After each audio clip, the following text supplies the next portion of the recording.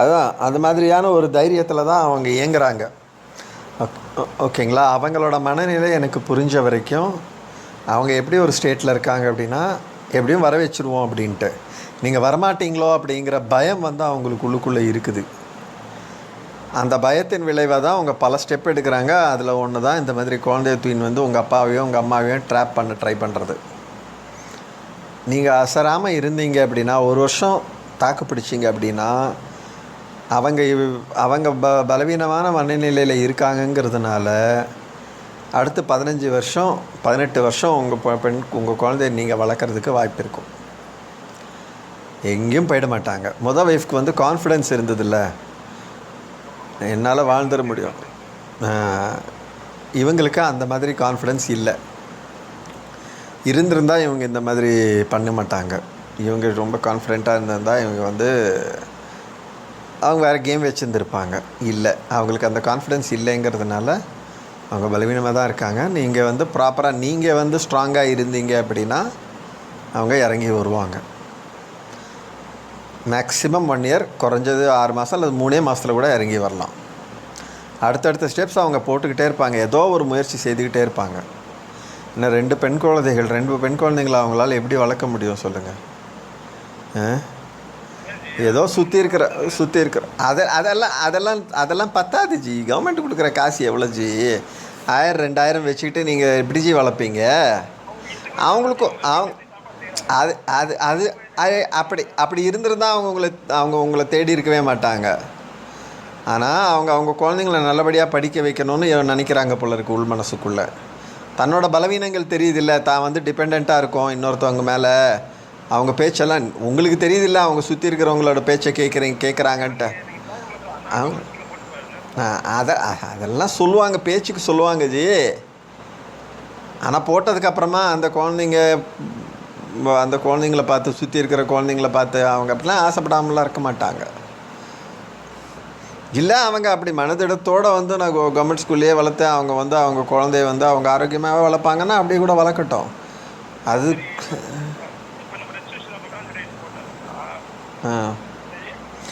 அது அது என்னன்னா அவங்களுக்கு புரிய போகிறதில்ல.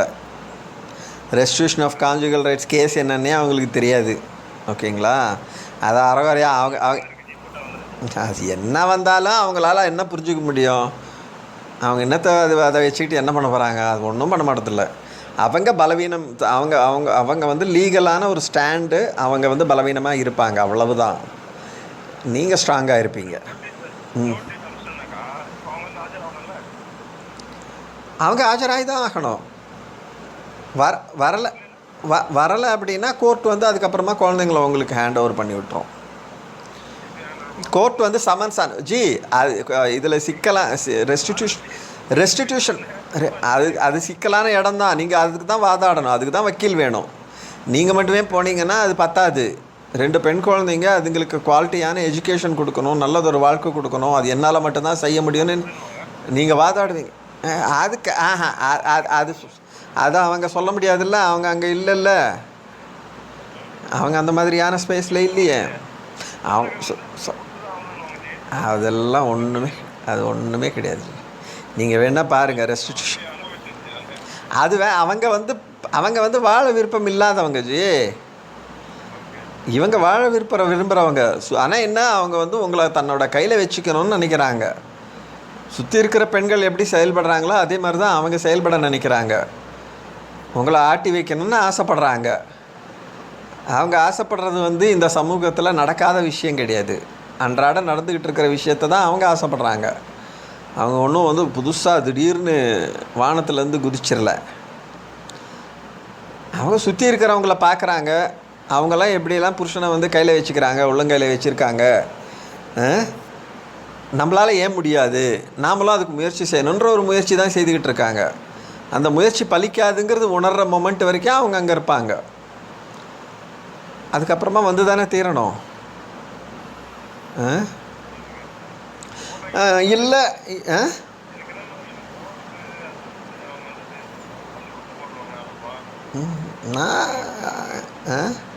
அவங்க அதை அவங்க அடிச்சிருக்காங்கங்கிறது நீங்கள் பதிவு பண்ணுறீங்கல்ல.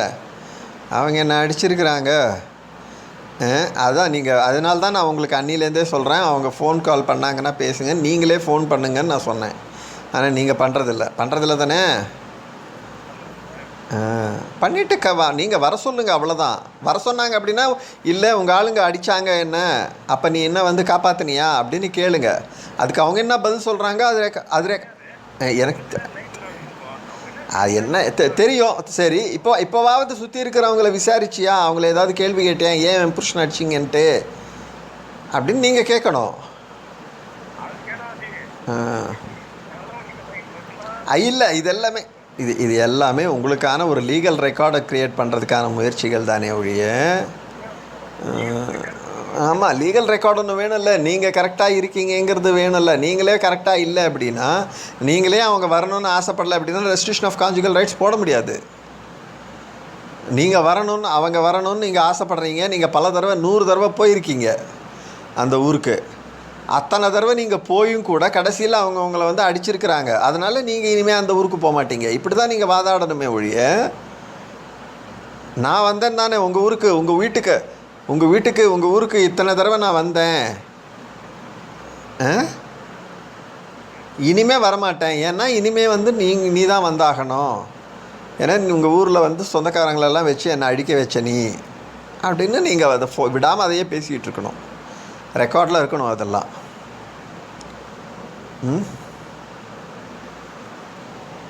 அன்றைக்கே சொன்னேன் நான், நீங்கள் அது பண்ணுங்க ஜின்னு. இல்லை, நான் இனிமேல் அவங்க கால் பண்ண மாட்டாங்க. இனிமேல் பேக்ரவுண்டில் ஏதாவது இந்த மாதிரியான முயற்சிகள் தான் செய்வாங்கன்னு நினைக்கிறேன். உங்களை ட்ராப் பண்ணுறதுக்கு முயற்சிகள் செய்வாங்களே வழியாக கால் பண்ண மாட்டாங்க. நீங்கள் கால் எடுக்க மாட்டீங்கன்னு தெரிஞ்சிச்சு, தோணுச்சு நம்மளுக்கு.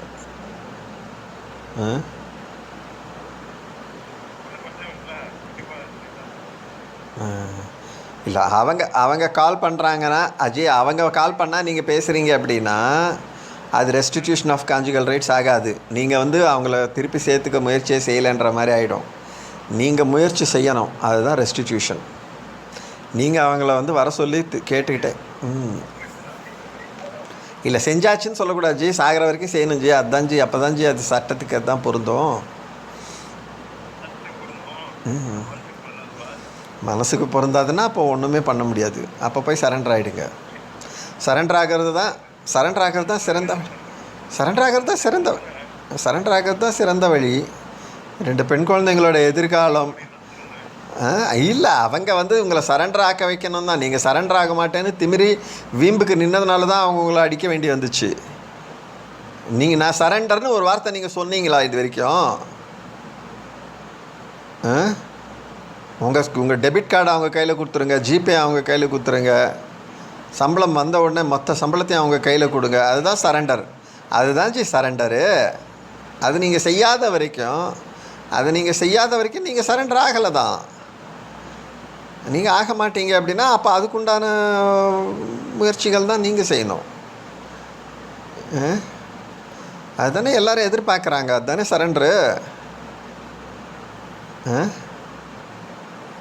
நான் போவேன், கூப்பிடுவேன், அதுவும் அதிகார துணியிலேயே கூப்பிடுவேன் நான் அப்படின்னா அவங்க அது எப்படி சரண்டர் ஆகும்?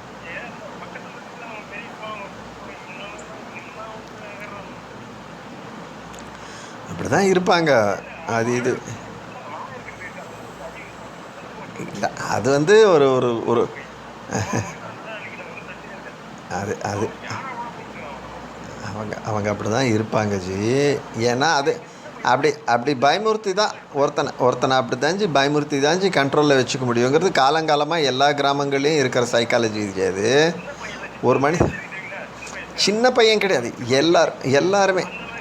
எல்லாருமே அந்த மாதிரி தாஞ்சி. எல்லா கிராமங்களோட சைக்காலஜியும் அடிப்படையில் அதுதான். ஒருத்தன் வந்து திமிரிக்கிட்டு நிற்கிறான்னா அவனை எப்படி பணிய வைக்கிறதுங்கிறது தான்.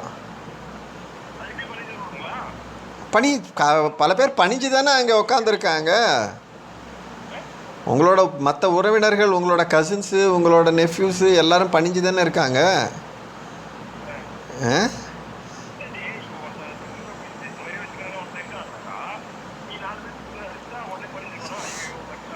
பணியை தான் செய்வாங்க ஜி. பணியிறாங்கன்றதுனால தான் ஜி அது செய்கிறாங்க. பெரும்பகுதி மக்கள் பணியை தான் செய்கிறாங்க. அதெல்லாம் அப்படி அப்படி அப்படி அப்படி வந்தால் அவங்க ஏன் அங்கே போய் இருக்காங்க? வந்தால் ஏன் சரண்டர் ஆகுறாங்க? ஜி எல்லா எல்லா எல்லா மனிதர்களும் எல்லா பசங்களும் ஸ்கூலுக்கு போன 3வது 2வது மாதமே ஒருத்தன் வந்து கிளாஸ் ரூமோட ஸ்ட்ரென்த் இருக்குல்ல, கிளாஸ் ரூமோட ரவுடி கும்பல் இருக்குல்ல, அதை ஃபேஸ் பண்ண வேண்டியிருக்கும். ஒவ்வொரு ஸ்டூடெண்ட்டும் பையனாக இருந்தாலும் பொண்ணாக இருந்தாலும் அந்த கிளாஸில் இருக்கிற கும்பலை ஃபேஸ் பண்ணி அவங்க அவங்க அவங்க அவங்கள எதிர்க்க முடியாதுன்னு தெரிஞ்சு சரண்டர் ஆகிற மொமெண்ட் வந்து எல்லா குழந்தைங்களும் எதிர்கொள்ளுது. ஸ்கூலுக்கு போகிற நீங்கள் தோணலைன்னா நீங்கள் சிங்கிள் சைல்டு ஹாப்பியாக வளர்ந்தீங்க. நீங்கள் அப்படி இல்லை. உங்களுக்கு உங்கள் அம்மா வந்து நீங்கள் எங்கே போனாலும் உங்களை வந்து சரண்டர் ஆக தேவையில்லைன்னு உங்களை சொல்லி கொடுத்து வளர்த்தாங்க. ஏன்னா உங்கள் அம்மாவோட அனுபவம். அதான் சண்டை போடாத வந்துருன்னுவாங்க, அப்படி தானே சொல்லுவாங்க. போட விட மாட்டாங்க தானே. அதுக்காக நீ வந்து எல்லாருக்கிட்டேயும் காலில் விழு மகனே அப்படின்னு சொன்னாங்களா என்ன? சொல்லலை தான். நீ சண்டைக்கு போவாது அதை வார்த்தையாக சொல்ல மாட்டாங்க, ஆனால் இன்டைரக்டாக அதை தான் வைப்பாங்க. நீ சைலண்ட்டாக இருக்கணும், தாங்கிக்கணும்.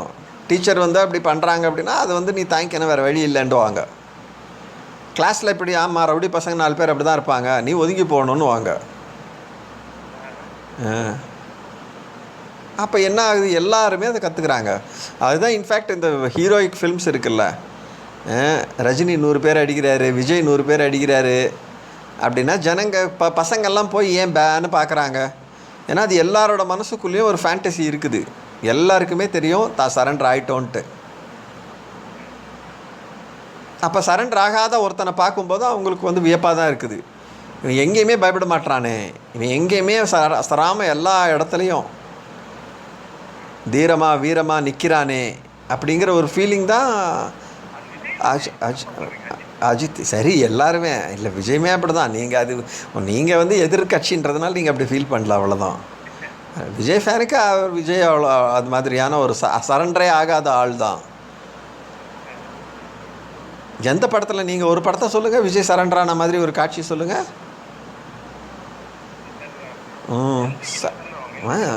எக்ஸாக்ட்லி. ஆமாம், சரண்டர் ஆகாமல் இருக்கிறது தான் ஹீரோ. உங்களுக்கே தெரியுது இல்லை, அப்புறம் என்ன? அதுதான் மனிதர்களோட ஃபேண்டசி. சரண்டரே ஆகாத ஒரு தன்மை தான் ஃபேண்டசி. சரண்டரே ஆகாமல் இருக்கணும் தான் எல்லாரும் ஆசைப்படுறாங்க. ஆனால் வாழ்நிலை விழறாங்க ஜி, வேறு வழி இல்லை ஜி. கிளாஸில் பயமுறுத்துகிறேன் ஜி. கிளாஸில் சுற்றி இருக்கிற 4 பசங்க மிரட்டினா எல்லா பசங்களும் சைலண்ட் ஆக தான் செய்கிறானுங்க. சைலன்ஸ் தான் சரண்டர். சைலன்ஸ்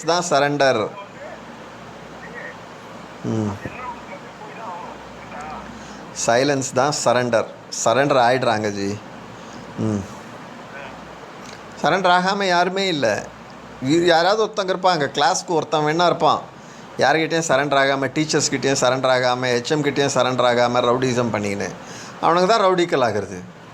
ஆனால் அவனையுமே வந்து கடைசியில் வந்து ஒரு ஸ்டேட் சிஸ்டம், ஒரு கவர்மெண்ட்டு, போலீஸு எல்லாமே சேர்ந்து அவனை வந்து அடித்து உதச்சி சரண்டர் ஆக தான் வைக்குது. அதுலேயும் நான் சரண்டர் ஆக மாட்டேங்கிறவன் வீம்புக்கு நின்றுங்கன்னு குண்டடிப்பட்டு கடைசியில் சாக தான் செய்கிறாங்க. அது தவிர வேறு வழியே இல்லை நீங்கள் சரண்டரே ஆக மாட்டேன்னு சொன்னான்.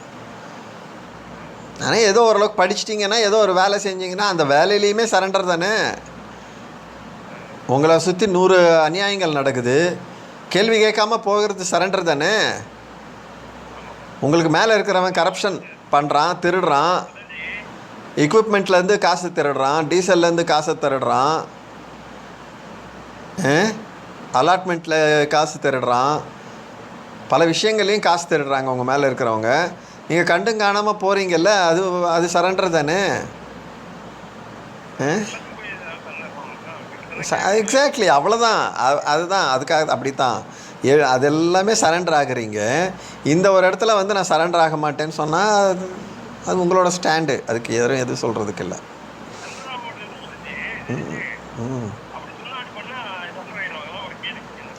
ஆகிறாங்க.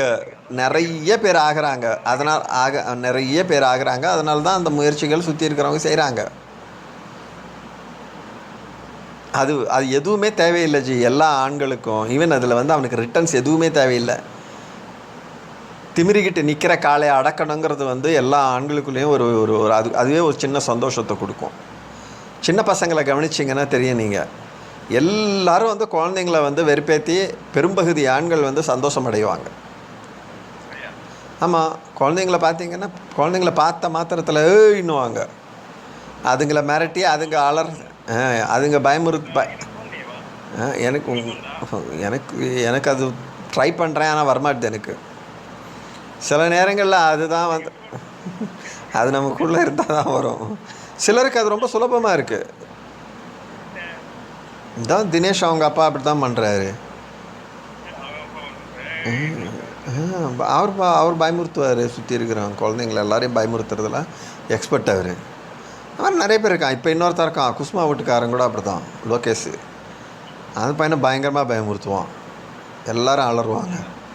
ஆமாம், குழந்தைங்க எல்லாருமே அலறுவாங்க அவனை பார்த்த உடனே. அப்போது அது மாதிரி சில பேருக்கு வந்து அது அது அது அதில் ஒரு சின்ன மகிழ்ச்சி இருக்குது. ஸோ உங்களை பயமுறுத்தி பார்க்குறது அந்த ஊருக்கு வந்து ஒரு சந்தோஷமான ஒரு விஷயமா இருக்குது.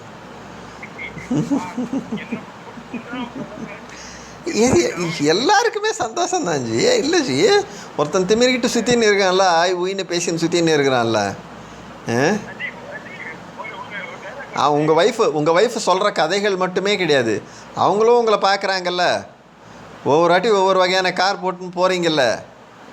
ஒரு வாட்டி எர்டிகாவில் போகிறீங்க, ஒரு வாட்டி அது அந்த கமெண்ட்டே ஏன் வந்தது?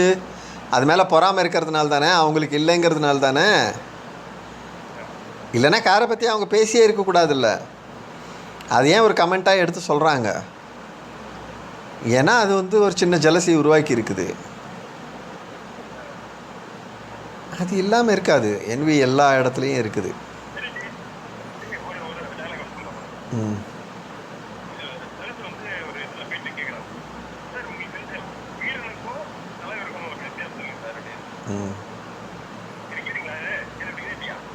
இது நான் ஏற்கனவே நிறைய கேள்விப்பட்டிருக்கேன். ஆனால் நீங்கள் சொல்கிற இதில் கேட்டதில்லை.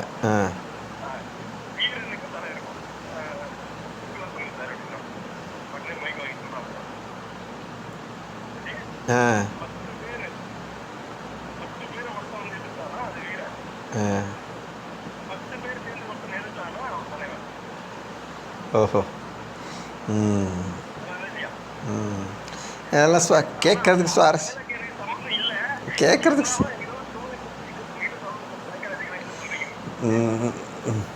சரி விடுங்க, தலைவன் ஆகிடுங்க. நீங்கள் தலைவன் ஆகிடுங்க. அது வந்து இது வந்து வார்த்தைகளை வச்சு விளையாடுறது ஜி, சித்து விளையாட்டு ஜி. வார்த்தைகளை வச்சு விளையாடி ஒரு இம்ப்ரெஸ் பண்ணுற முயற்சி ஜி இது.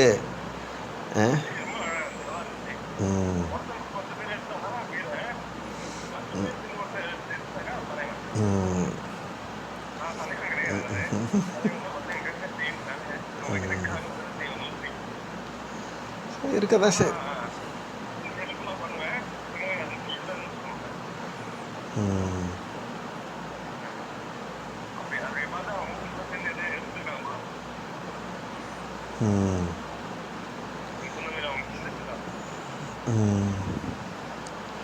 அவங்க ஒரு கேம் வச்சுருக்காங்க. அந்த கேம் வந்து எப்படி அடையும், எப்படி வெற்றி அடையும் காலந்தான் சொல்லணும்.